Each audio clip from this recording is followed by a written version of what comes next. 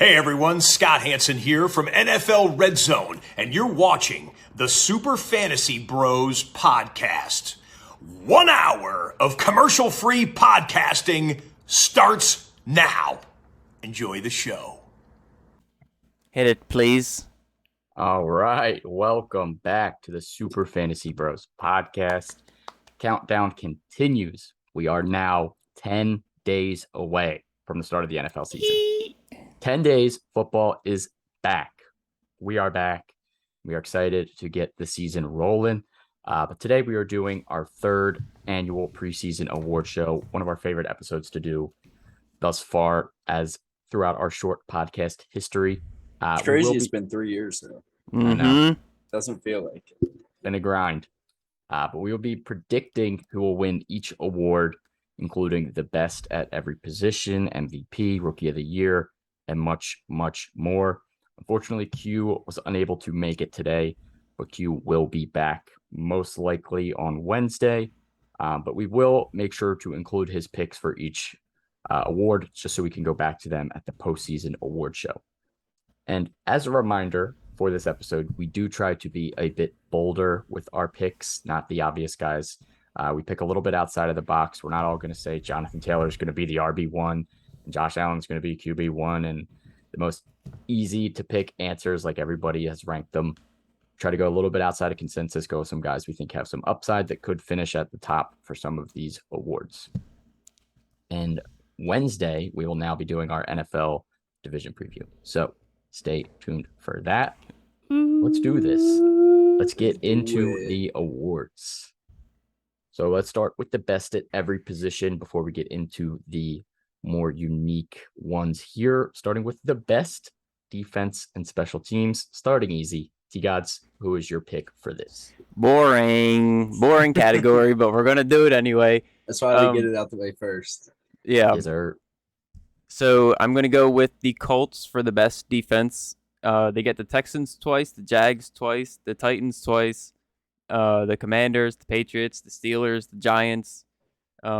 And the Colts are more run heavy, so that means more time to off the clock, less time defense on the field, maybe some lower scoring games. And they made some nice signings. Yannick Ngakoue. Matt, get used to it. I got it. Stephon Gilmore, Rodney McLeod, who's kind of mid, but it's okay. They still got the Forrest Buckner, Darius Leonard, Shaquille Leonard now. Yeah, that was wild. Yeah, I don't know. Multiple years into the league, just be like, yo, it's actually not my name. Call me this name. Yeah, it's crazy. It happens more often than you would think, too. Well, call the Colts the best defense in the league. All right. I like it. Respect it. Matt, what do you got? I'm going to go the San Francisco 49ers. They got Eric Armstead, one of the very elite Bosa brothers, Fred Warner. I'm hoping they can get Jimmy Ward back at some point early in this season. But they get Chicago and Seattle to open the season. Both had very shaky quarterback play, a lot of chance for turnovers there. And they only have like 7 tough games, I would say, throughout this season. And they also have a couple juicy matchups in the fantasy playoffs going against Seattle and the Commanders. So I think there's a lot of possibility for points from this defense. Yeah, definitely. Those are some juicy playoff matchups. Carson Wentz, Geno Smith. Love it. Juice. Q is selecting the Los Angeles Chargers. I didn't remember where they played for a second. It's like San Diego. Wait, what? No, but he said they added J.C. Jackson, Kyle Van Noy, Khalil Mack, some great pickups. And outside of their own division, they play the below average AFC South and the questionable NFC West. So their schedule isn't as daunting as you may think. But for me, I am taking the Eagles. Maybe a bit of bias as I'm wearing an Eagles jersey of a former defensive player, but the Eagles quarterbacks they play this year, I did the same thing last year with the Bills. They played a bunch of bad quarterbacks. I went through some schedules. The Eagles quarterbacks they play this year, Jared Goff, the king of mid, Kirk Cousins, Carson Wentz twice, Daniel Jones twice, Trevor Lawrence, Mitch Trubisky, Davis Mills, Ryan Tannehill, Justin Fields, and Jameis Winston. 12 of 17 weeks, the Eagles will have opportunities to force turnovers, and turnovers make for a good fantasy defense. And obviously, like I mentioned, bit of bias, but improved secondary. I think the Eagles have a real chance here. I like it. Mm-hmm. Too many opportunities for turnovers. All right, next Love one, it. another quick one here. Best kicker. T-Gots, best kicker for you. Who you got? Maybe more boring than the defense, but Daniel Carlson in 2020 he came in fourth. Last year he came in first. The offense did nothing but get better, which is going to get him down the field more. You could see it in the opposite way that they're going to score more touchdowns rather than field goals this year, but still, regardless, great offense. They're going to be moving the ball a whole bunch. Daniel Carlson, he's good, so why not? Nice. Yeah, Daniel Carlson definitely. Well, obviously was rock solid last year. Could see it happen again this year. Matt, who you got? This one's a little basic, but I still like it. It is. It's a legend. Somebody had to say him. I'm gonna go Justin Tucker. He finished number 3 last year. Broke the record for the longest field goal last year. They're not afraid to throw him out there for 50, 60 yarders. So that's the majority of where the kickers' points come from. He had 6 makes last year of 50 plus yards, career 86% make rate, which is the second best all time for eligible kickers. So, I mean, if you want a rock solid kicker, Justin Tucker is the way to go. Do not look anywhere else. Don't reach on him though. Don't reach on him. Would never Reach, recommend it. reach Maybe on one him. round. Don't Reach One on him. round. Don't I'll give reach. you one round. If you take him in like round 14 of the 16 round draft or whatever, like fine, Sure. go for it. But like round 11 where he's being drafted is just outrageous. No. All right. Q, his best kicker is Evan McPherson. Led all kickers last year in 50-yard field goals. Then a high-powered offense. It's going to get him in range often. Definitely a favorite pick across the board. But for me, sticking with the bias today, this is the award show. I'm going with the guys I like the most. So Brandon McManus is a guy I really like the most. I picked him last year, but that was a little bit of a bad pick because that offense wasn't too solid this year with the new quarterback. Should elevate this offense. New offensive-minded head coach. Some new life in the Broncos offense this year. Give me Brandon McManus as the best kicker, and he's going as a sleeper. Yo, Cat, take a chill pill. All right. Let's keep it rolling. Best tight end. T-Gots. What do you got? I was thinking about protesting this one because tight end should not be essential for leagues, but it's okay. Don't ooh me. You were on the same boat as me. No, you're right. I think leagues without tight ends are just fine. I agree. My best tight end, Albert O, of course. Oh my God. No, I'm joking. Ew, no, stop. Dallas Goedert. Why not? Last year, tight end 7 finished the year averaging 11 points a game. AJ Brown helps, take some of that pressure off of him. So we love that. Jalen Hurts definitely gets better this year. So just more chemistry, better in the red zone, better everywhere. Just shout out Dallas Goedert. And he's a great red zone target. He's going to be getting touchdowns like crazy. You mark my words. Big body bends. Big body Gotti. Mm-hmm. Yeah, Goddard easily could put up some big numbers this year. Should be wide open over the middle of the field more often than not. Matt, tight end, who you got? I'm going to go Kyle Armpits of the Atlanta Falcons, the Dirty Birds. He's going to be a volume monster this year. Doesn't really have much competition for targets outside of rookie Drake London and maybe Cordero Patterson here or there. But obviously this offense is going to run through Pitts. For his size at the tight end position, his athleticism is unreal. He's capable of making big plays down the field. He's going to be their best red zone target.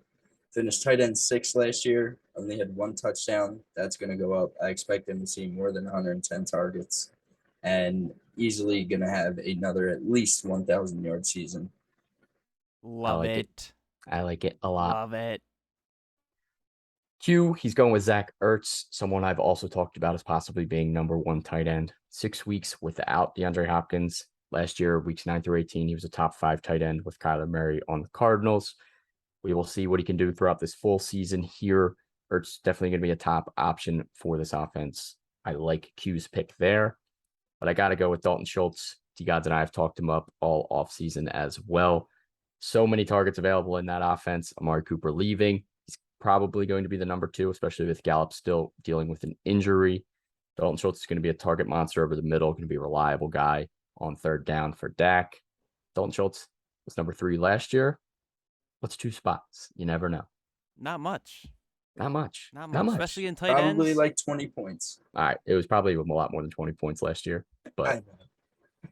there's still an opportunity. The chance is there. All right. Best wide receiver, just to split it up a little bit. I'll say Q's first here because he's saying Mike Evans, Tom Brady's number 1 target on a high-powered offense that's going to throw a ton. I like Q's pick. T-Gots, who you got? I have CD Lamb. Of course, I had to bring him up at some point. Apparently, I love the star. I don't love the star, but I do love CD. And I'm pretty much going to make the same argument that Sean just did for Dalton Schultz. Like, there's no reason CD like shouldn't see like 12 targets a game, at least like 6 receptions and like somewhere around 80 yards. Like, he's the guy there. It doesn't matter if he's being double covered. Like, he's great. And the Cowboys O-line is like not what it used to be. I think that they're going to have to rely on Dak a little bit more, a little less on Zeke and Pollard. So like, see, there's no reason CD like shouldn't be top 5. They're like, it's just the targets are going to be crazy. He's too good to let the targets like mean nothing. Like, CD. His ADP has been climbing. I wouldn't be shocked. He can put up some numbers. Matt taking Q's guy. I am. Shout out Q. This is in honor of you. I'm gonna go Stephon Diggs. Cole Beasley's gone. Emmanuel Sanders is gone. They ate up a chunk of his target share last year, which he still managed to have one of the best target shares in the league last year. I don't see Gabe Davis and McKenzie kind of playing that Beasley and Sanders role, honestly. So I still expect him to see a ton of targets. He's one of the best receivers in the game on one of the best offenses with arguably the best quarterback throwing to him. And in the past 2 seasons, he's seen at least 160 targets in which he finished the top 7 receiver and has had at least 8 touchdowns in 4 of the last 5 seasons. He's still the best red zone target on this team, and I just expect him to only keep getting better, honestly. Definitely agree with that. Gotta love some Stephon Diggs. All right, my pick, Michael Pittman Jr. 2 years ago, I was really not a huge believer that Pittman would make a big impact. I was a full believer in Paris Campbell's talent at that time. However, Campbell unable to even stay healthy. Pittman has pretty much asserted his dominance as the number 1 wide receiver on this team. Matt Ryan at quarterback now, who averages over 160 targets for his wide receiver 1 throughout his career. Pittman should see a big increase in volume from 129 last year, and that's going to lead to a huge season. I'm all in on Pittman as a wide receiver 1, and I think he has an outside chance at being the number 1 wide receiver. Snag him if you can. Juicy. Very juice. Yeah. Definitely juicy. Quick question in the chat. At the 1-7 in a keeper league, Henry, Kupp, and Chase are all being kept by their respective teams. What's the pick? So I guess all 3 of them are most likely going to be taken. Chase might have even made it to 1-7 there. Depends who's there. Yeah, it really depends on who ends up Alv. falling to you. But like, Alv, Dalvin Cook, Najee Harris, Joe Mixon. Mixon, all 3 of them should probably, one of them should at least make it back to you there. Eckler's probably going to be gone at that point. Obviously, McCaffrey and Jonathan Taylor are probably going to be gone at that point. So Maybe Cooper Kupp. Cooper Kupp's good. He's one of the people being kept. So Wake up, Matt. if Justin Jefferson goes man. back to you, I like it. That'd be huge. But yeah, I think one of those 3 running backs, Cook, Mixon, Najee. or he said from mock drafts, it seems like it's going to be Kamara, Mixon, Adams, or Diggs. I think Mixon out of those 4, unless you're like really want a wide receiver, then Adams or Diggs both would be fine. I agree. As a Mixon stan, I always will say Mixon. I know. Have to. Surprise, surprise. All right. Best running back. T-Gods. Start us off. What do we got? So like this one isn't even bold for me. I truly believe this. Like Aaron Jones is going to be the best running back this year. Uh, in PPR, let's get that straight. Um, he's going to be last year's Austin Eckler. Not be kind of being overlooked, not super overlooked, but slightly overlooked. We're going to see him all over the place. He's going to be rushing. He's going to be receiving out of the backfield, lining up with the receivers. He's going to be everywhere. He's going to do it all. Last year, Week 8, Packers and Cardinals, Devontae Adams, Allen Lazard, MVS, all out. Here's the stats between the running backs. A.J. Dillon, 16 rushes for 78 yards. Aaron Jones, 15 rushes, 59 yards, and a touchdown. A.J. Dillon, 0 receptions. Aaron Jones, 7 receptions, 51 yards. Aaron Jones is still the guy. Wake up. Literally wake up. Aaron Jones is the guy. Y'all are sleeping on him. Yeah, he's going to get all that passing work on a team that has 0 wide receivers. So his targets could go crazy this year. I wouldn't be shocked at all. Matt, another passing back. Yes, What do we got? sir. If you're in a PPR league, you got to go after these pass catching backs. But I'm going to go DeAndre Swift. Sean, I know, I'm sorry I stole your guy, but I had to. It's quite all right. He was averaging 18.5 points through week 12 before he got hurt and kind of dealt with that the rest of the year. But if he was able to keep that up for the rest of the year, that would have had him averaging more than Najee Harris, Joe Mixon, James Conner, Fournette, Kamara, which would have made him a top 4 or 5 running back on the year. And in only 3 games that he played last year, did he not have at least 5 targets? In 2 of those games, he had 10 plus, and he had at least 5 receptions in 6 of them.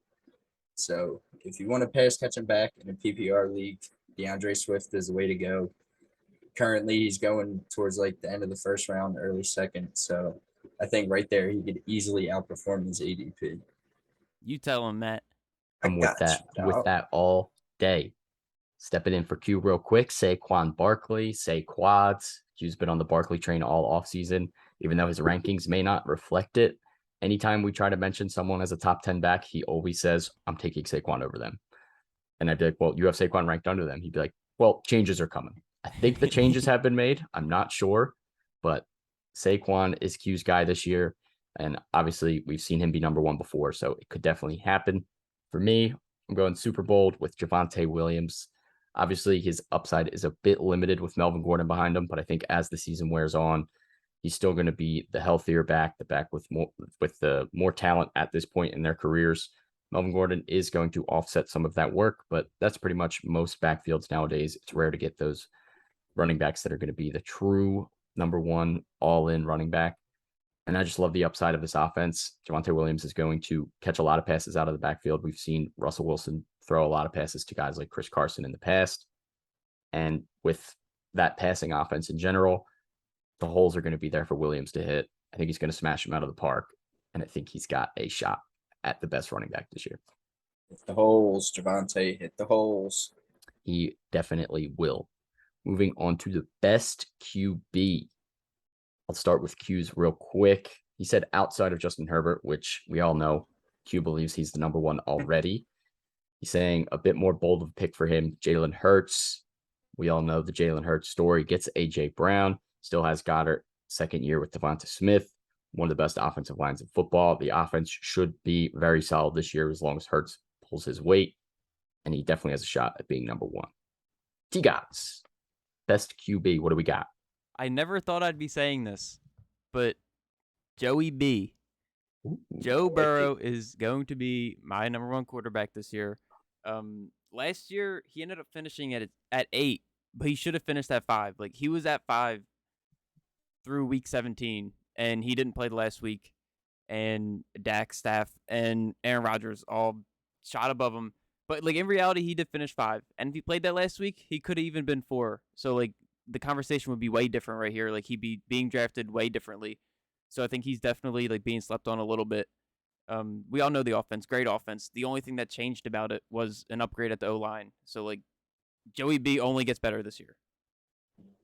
Gotta love Joey B this year. Matt, another QB I love this year. What do you got? I'm gonna go Lamar Jackson. he's going to have to rely on his legs a lot this year, kind of like he did back in his MVP season. And I know he lost Hollywood, his wide receiver one, but I really never saw Marquise Brown as a wide receiver one. I think Rashad Bateman could easily fill that role. Still has Mark Andrews there. Maybe he's going to get a little help by J.K. Dobbins catching passes out of the backfield. But Lamar on the ground is absolutely dangerous. So I'm expecting maybe like another 1,000, maybe a 3,500-yard passing season from Lamar this year, similar to his 2019 MVP campaign. All right. I'm with that. He was my pick last year. Unfortunately, it didn't work out as well, but I think it could happen this year. Good. Who do we think I'm taking? Come on now. Who do we think I'm taking? Jarv. Bias, Schmias, I don't care. It's Kyler Murray. Everyone knows I'm a huge Kyler fan. And when he is healthy, the dude puts up insane fantasy numbers. I say it all the time. But in 2020, he was QB1 from weeks 1 through 11 before getting banged up at the end of a week 11 game. An unfortunate injury kind of threw him off for the rest of the season. And then he played the rest of that season, still bothered with the injury, but still managed to finish number 3. Last season, weeks 1 through 7, he was QB3, again, top 3. And then this time got a more significant injury, missed 3 games, still managed to finish top 10, missing 3 games. Kyler Murray's been putting up insane numbers since he's entered the league. And one thing that's going to help Kyler this year, he's going to be getting DeAndre Hopkins about halfway through the season on fresh legs. D-Hop's going to be ready to go when he comes back. And he already has this very solid passing catching group around him. Hollywood Brown, full season of Zach Ertz this year, bigger role for Rondale Moore. This offense is going to be deadly. And Kyler's finally hitting that number 1 spot. Love it. Before we get to the ad, quick question in the chat. Who would you rather have, McCaffrey or Jonathan Taylor? I mean, We've all been on the JT. The sense train. of security with Uh-huh. JT is just. If you are a risky person, go McCaffrey. We all would agree that if he's fully healthy, you know he can be the best. But the risk is pretty big there. And Jonathan Taylor feels like the safest bet to be another top 5 running back this year. That is the highest risk, highest reward. Exactly. All right. Today's sponsor is Underdog Fantasy. Underdog Fantasy is the easiest way to play fantasy football, and you can get started now with their Best Ball Mania contest. There is $10 million in prize money. Only 10 days until the season starts, so make sure you join up now. And when you do sign up, make sure you use our code SUPERFB for a 100% deposit match of up to $100. So the Best Ball Mania contest is $25 to join. If you deposit $25, you get another $25 match free to enter into other contests. Again, our promo code is SUPERFB, SUPERFB, and you can play on Underdog Fantasy app for iOS and Android, or you can sign up online at underdogfantasy.com. Get out there and win some money, and please play responsibly. Yeah. Yeah, Yeah. Sean, you're a pro. Woo. Yes, sir. Best value pick. These next few awards are a bit more interesting, not so basic. Best value pick is a player that is currently being drafted outside the top 15 quarterbacks or 15 tight ends, or outside the top 30 running backs or wide receivers at their position. And we're pitching them to possibly finishing as a wide receiver 1, running back 1, top 5 QB, or top 5 tight end. T-Gods, start us off. Who is your best value pick right now? Best value pick.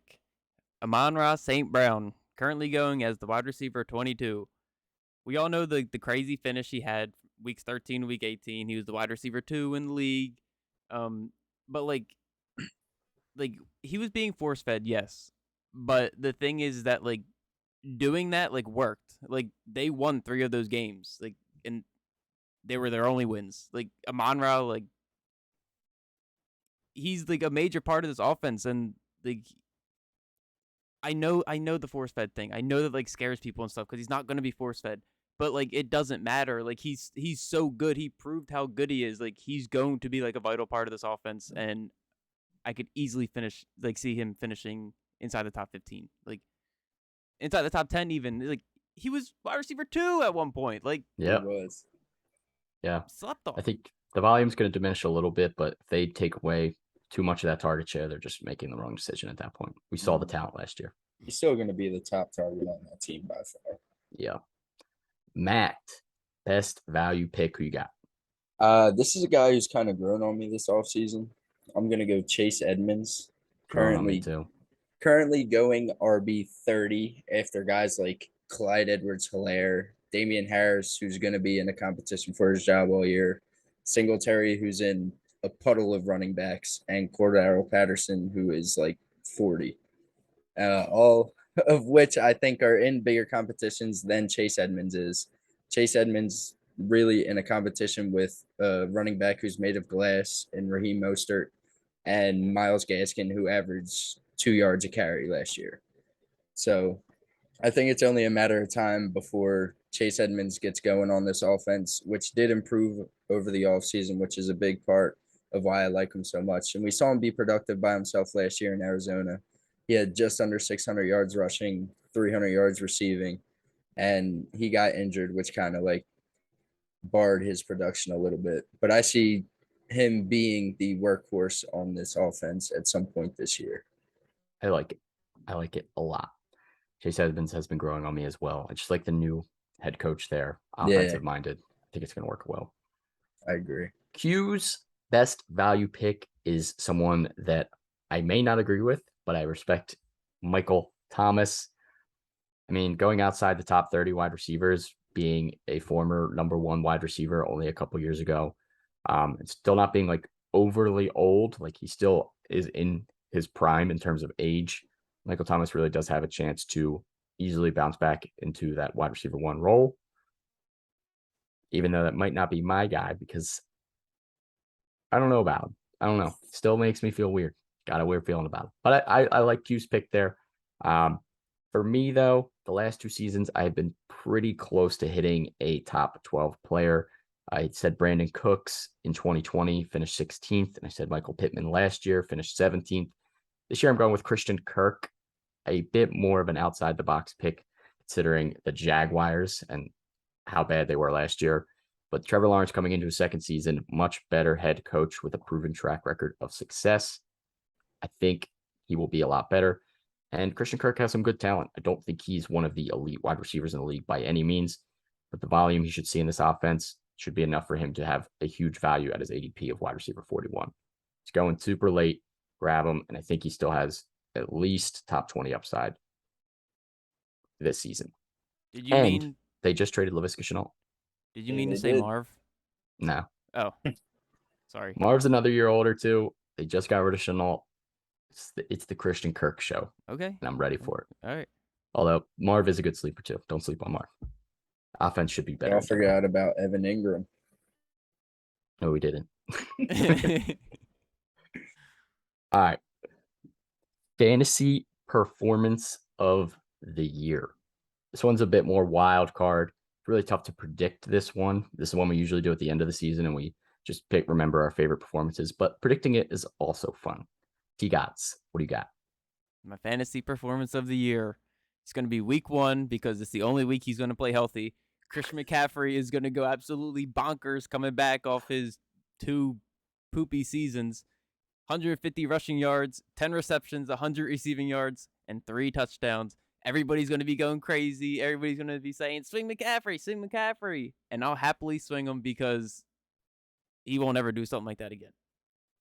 All right, let's hope that he plays like that and continues the whole season healthy. But I do like the pick in general. Like it. Matt, performance of the year. I'm going to go Josh Allen, week 17 versus the Bengals, which should be an absolute shootout during prime time. Will have 500 yards passing and 5 touchdowns. Ew. Dirty. Big game. He's going to go absolutely crazy. Burrow might have a very similar stat line to this, honestly, because I think it's going to be similar to that Rams-Chiefs game that was like a couple years ago where the final score added up to like 100. Yeah, that game was crazy too. I would not be shocked. Q's fantasy performance of the year. He loves sticking with week 1. Says Jalen Hurts, 6 total touchdowns, passing and rushing week 1 at the Lions. Q's all in on Jalen Hurts for this season and this episode. I like it. For me, I'm going way outside the box. Deontay Johnson will have a game with 18 plus receptions for over 100 yards and at least a touchdown this season. mainly focused on the receptions because he will be the first player with 18 catches in a game since Jason Witten in 2012. Lock it in. Should be a lot of fun. Wow. Somebody's got to have a big catch game coming up sooner rather than later. I picked Keenan Allen to do it last year.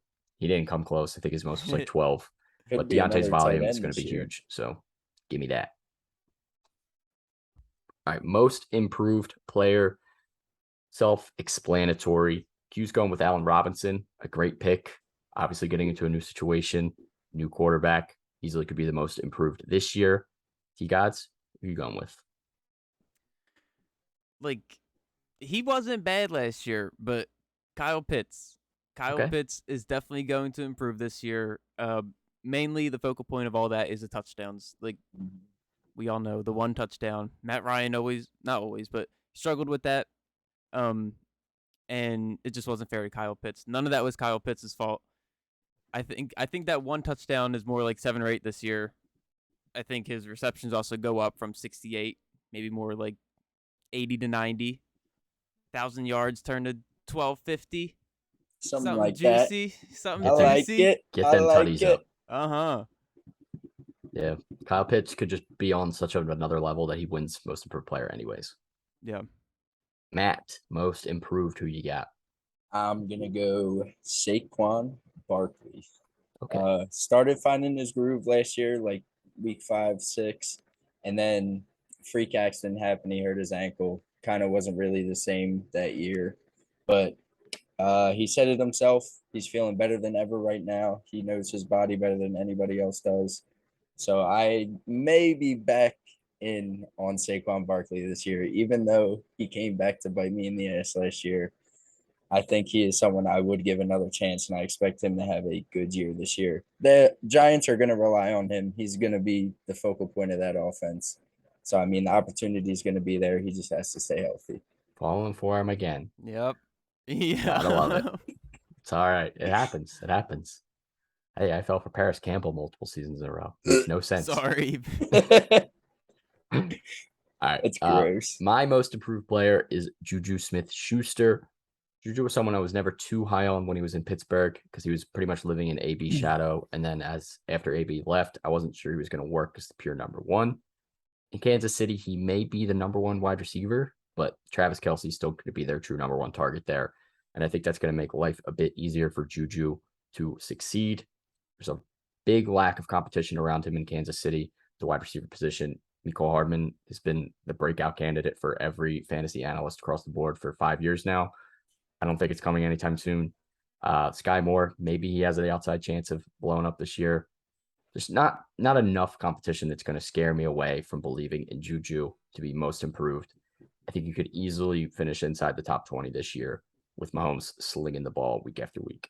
Oh, yeah. Give me I wanted that to take all Juju on day. this one. Yeah, I wanted to take A-Rob. A-Rob was like the perfect pick. Yeah, I think Juju and A-Rob both could easily be the most improved player this year. Juju more of like a comeback player, but whatever. Yeah.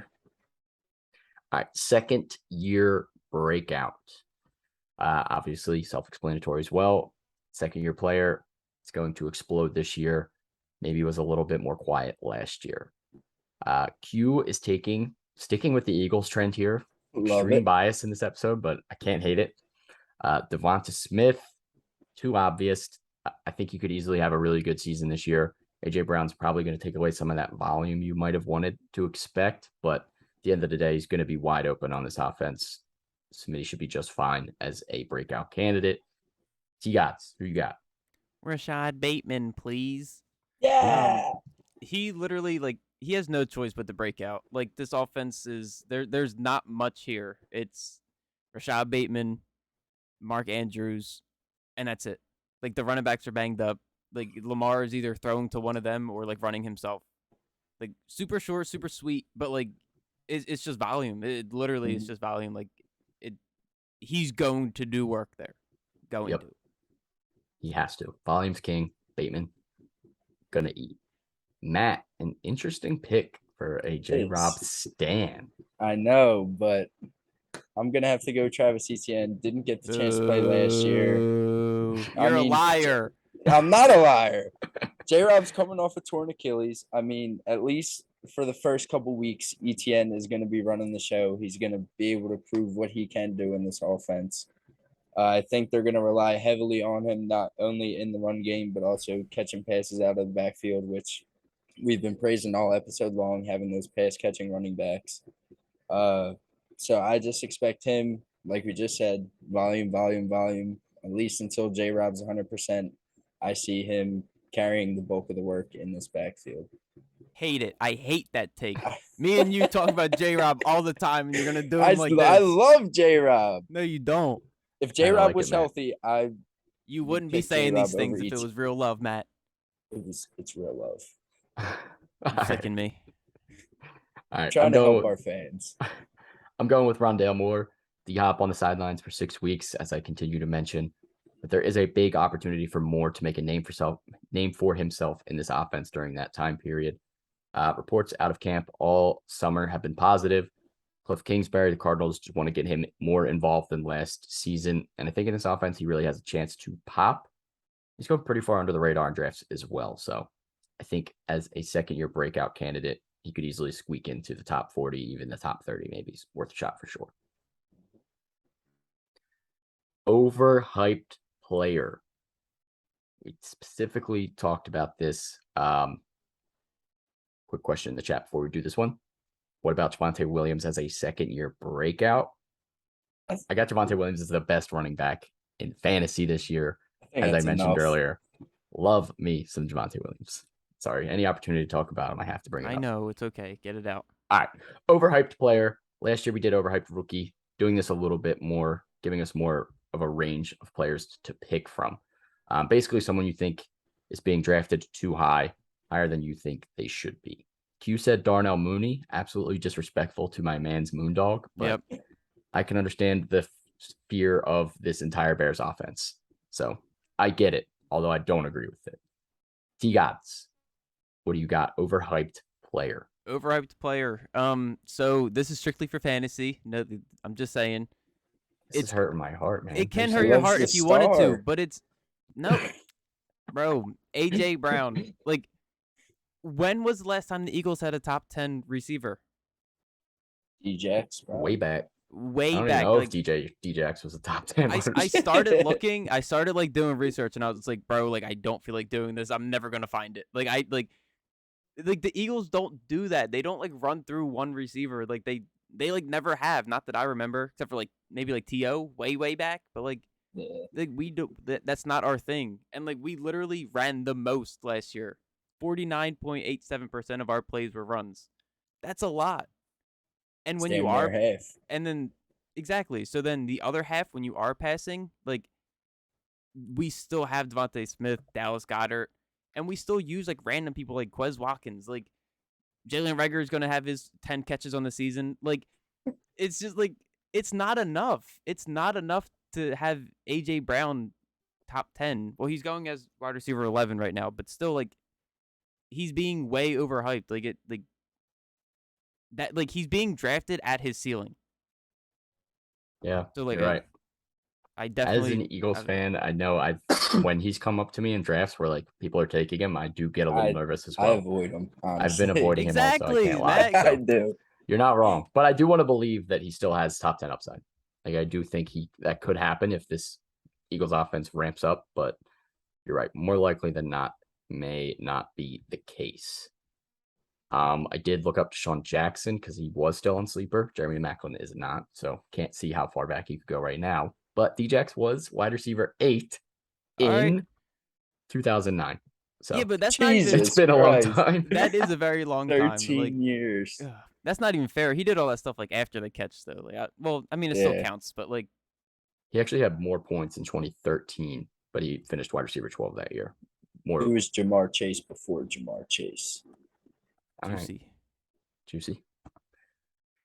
Matt, overhyped player you got? Boom. Gabe Davis.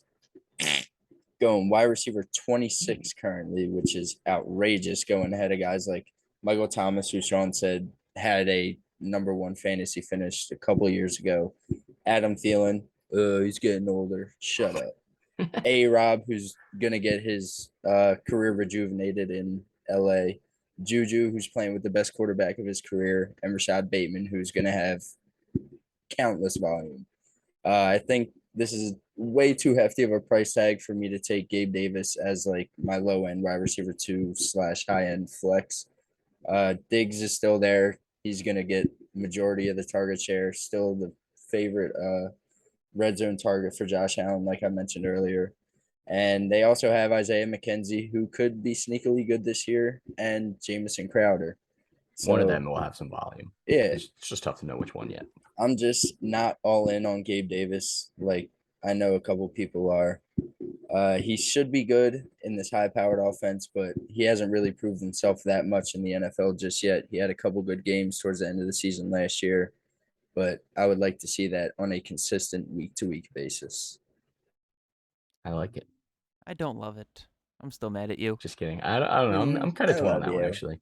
I like the thought process behind it, but Gabe Davis, I still don't know how to feel about him.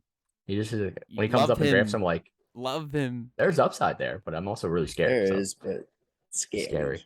For me, overhyped player has to be Cam Akers. This man is still not really ready to go yet. Darrell Henderson just got pretty much listed as active, where Cam Akers is still not quite there, up to speed. And Darrell Henderson last year proved to be just fine as their RB1. Obviously got a little bit banged up, maybe can't handle the full volume of this backfield, but I think this is going to be more of a timeshare than people think it is. I think Cam Akers in the end is probably the more talented back and is still going to get like some decent fantasy points, but with the injury history and like everything that's been going on and how high he's being drafted, I just can't envision myself taking him at anywhere near where he's being drafted. I think he's going to be in a big timeshare. Still not ready yet. Just don't like him. Not a Cam Akers guy. He's on my do not draft list. I don't touch him in any leagues. Not a fan. And Fair you could enough. get Henderson like 10 rounds cheaper. So don't like him this season. Bold stat takes. Similar to fantasy performance of the year, but this is more full season long. Q didn't put one in here, but I remember one he said a while back. Justin Herbert, 6,000 yards passing. Absolutely insane. That's Madman nuts. take. Outside chance, maybe, but a wild take to say the least. All you need to know is Q's all in on Justin Herbert. Yep. We know. He got maybe similar take. Could be. Josh Allen is going to throw for 5,000 yards, rush for 1,000 yards, and total 50 touchdowns. Because he's a menace. Ever. He's like that. Diggs, amazing. Gabe Davis, Matt, you're asleep. Wake up. Isaiah McKenzie, wild card. Dawson Knox, dog. Dawson Knox. Dog. Like he's got all the pieces. Bro, Josh Allen is crazy. He does things I like. They look like Madden glitches. Like I don't even get it, bro. He's just like Josh Allen is just built different. If anyone's doing it, it's him. I would not want to tackle Josh Allen.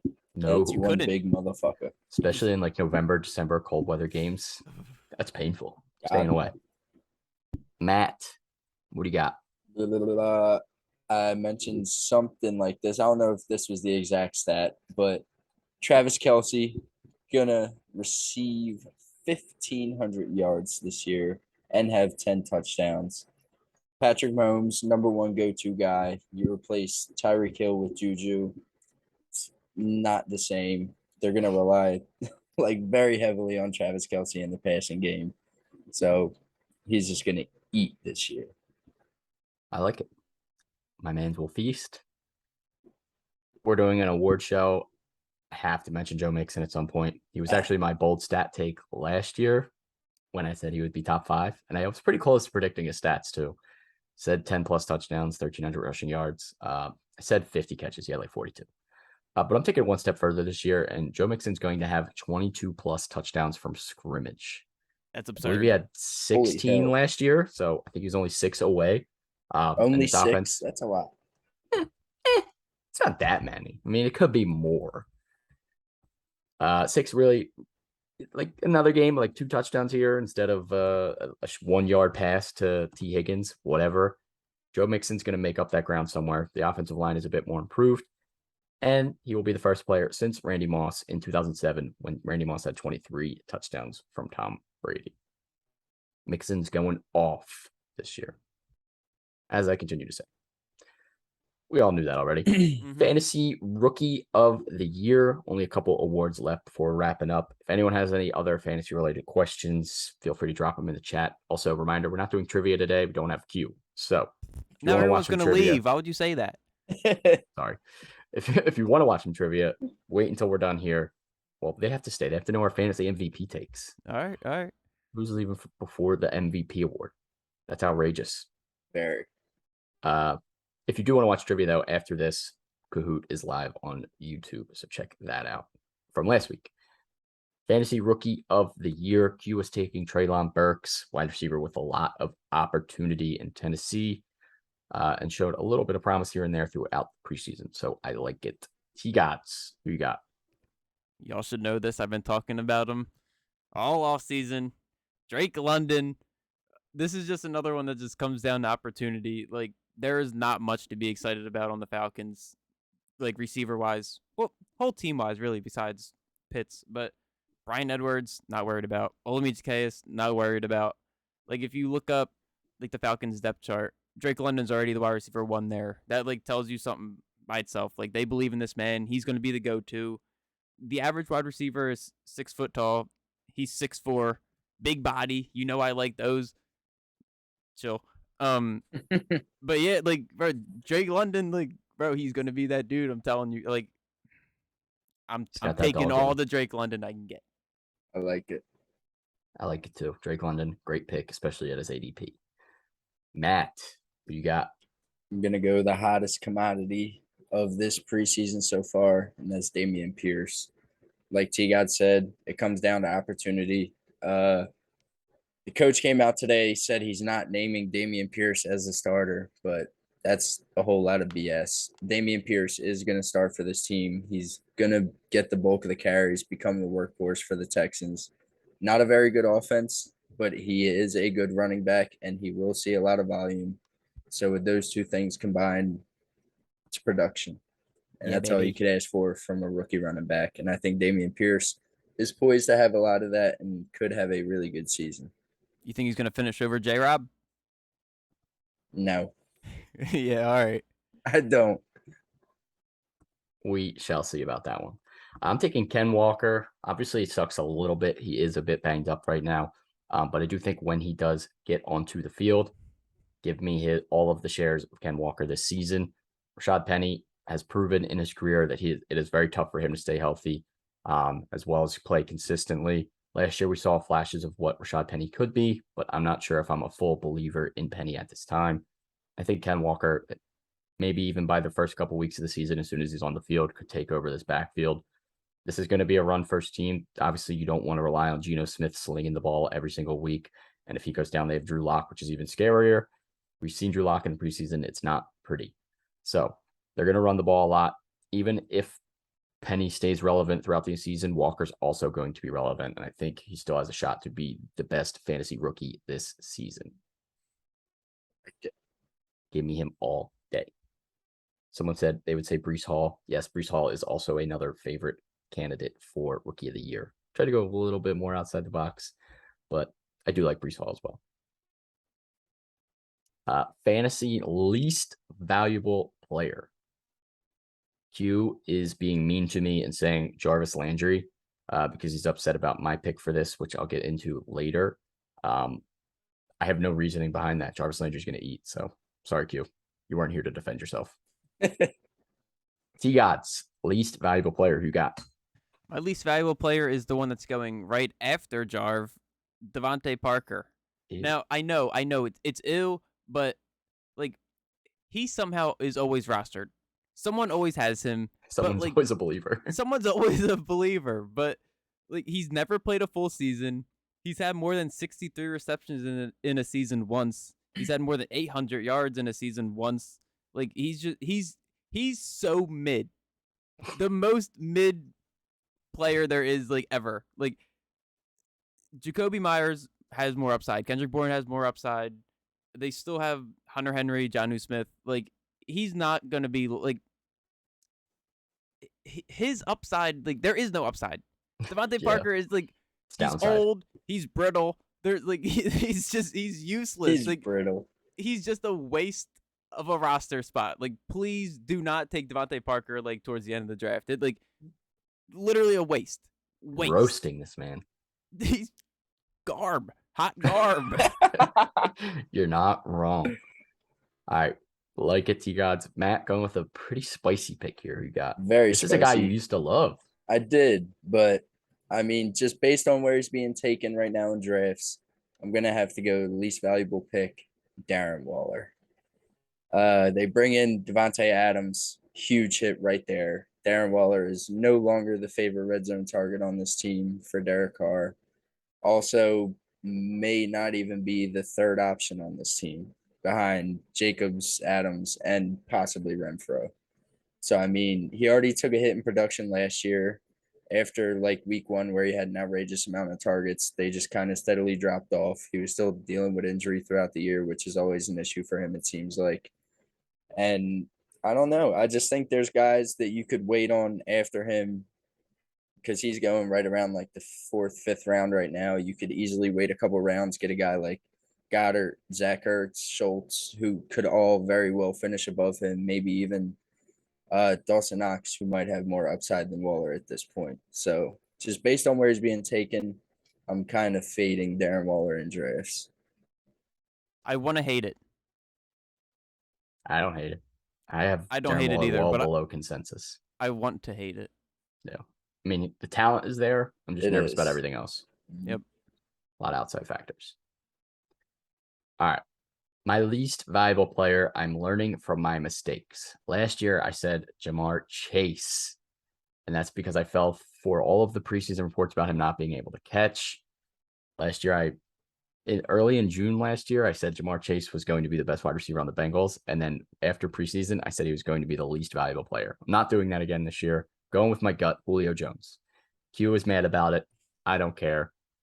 I still believe Julio may have a role on this team at minimum, but his ADP is climbing to areas where I wouldn't even touch. I'm not touching him in general, but like I can't believe he's going over some guys.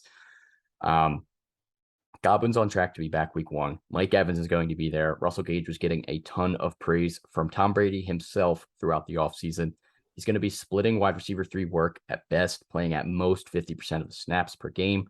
He's 33. You know he's lost a step, and he has not really been fantasy relevant since his banged up year in 2020, and now still with getting a huge chunk of volume from Matt Ryan. I think there's too much competition. His age, I think drafting him over some of the rookies and the young upcoming players down there just does not make sense to me.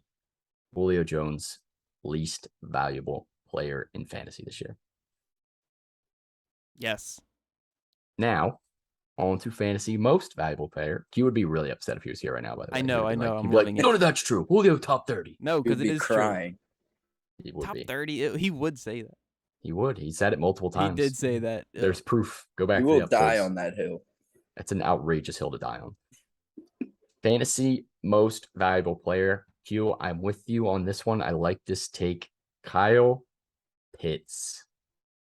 Matt mentioned him earlier. Obviously, T-Gods mentioned him too. I think Kyle Pitts easily has a chance to be the fantasy MVP this year. The talent's there. It's just a matter of if Marcus Mariota can get him the ball. We'll see about that one. T-Gods, who you got? Fantasy MVP. So I had to bring him up at some point. Cortland Sutton, currently going as the wide receiver 22. So you're drafting him as a low end wide receiver 2, high end flex. But he could easily finish as a wide receiver 1, aka top 12. Like, you're getting a red zone threat who just got a quarterback that thrives in the red zone.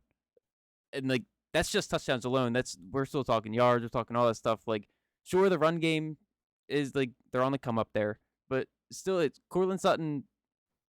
Like, he is finishing over Judy. I don't care what anybody says. He's like, that's not a debate anymore. The debate is just how high is Sutton going to finish, and I'm saying he's going to be top 12, top 15 locked. That's all. I like it. Thanks. It's on mute. I like me some Cortland Sutton this year. I'm with that.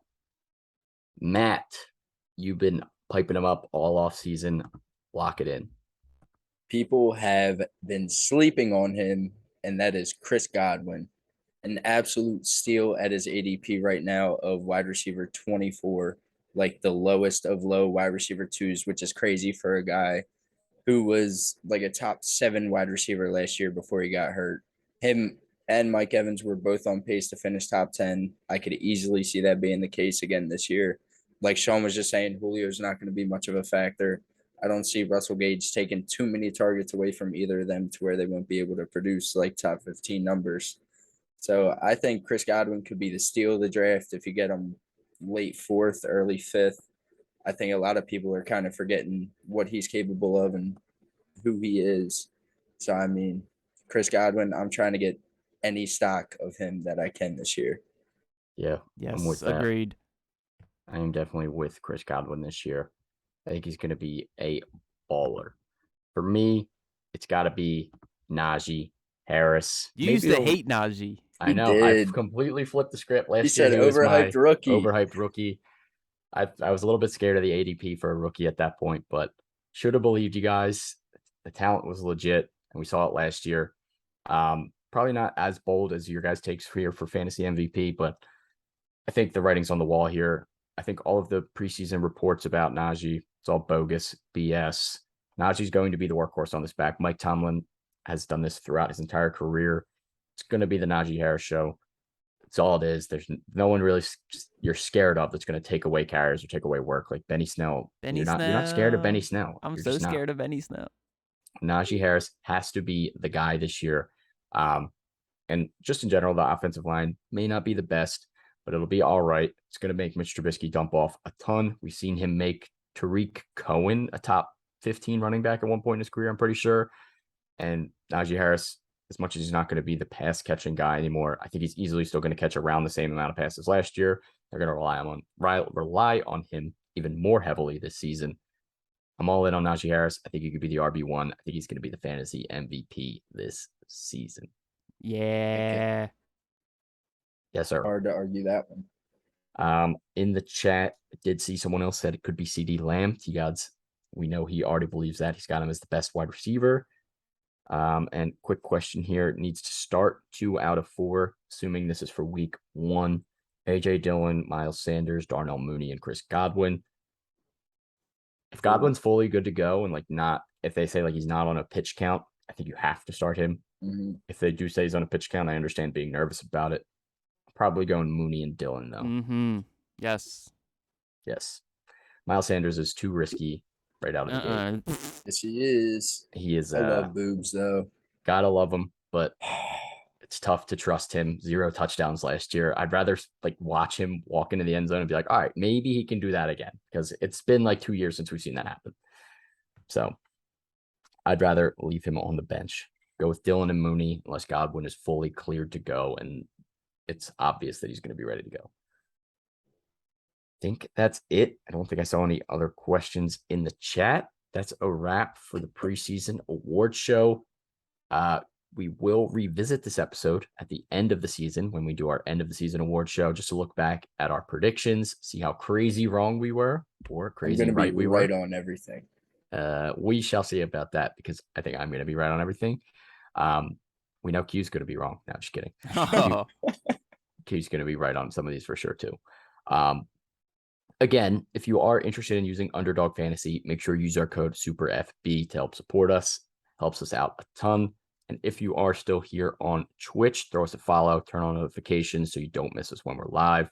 Throw us a sub on YouTube as well, in case you do miss any live streams. Spotify, Apple Music for the audio version, wherever you get your podcasts, we're out there. And all social medias, Twitter, Facebook, Instagram, TikTok. Go follow us there for more content. Just search Super Fantasy Bros. You'll find us.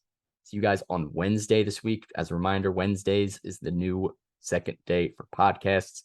And we will be doing our NFL division preview, going through every game, doing our Super Bowl predictions. It's going to be a lot of fun, so make sure you're here for that one too. So wrap. See y'all. Peace.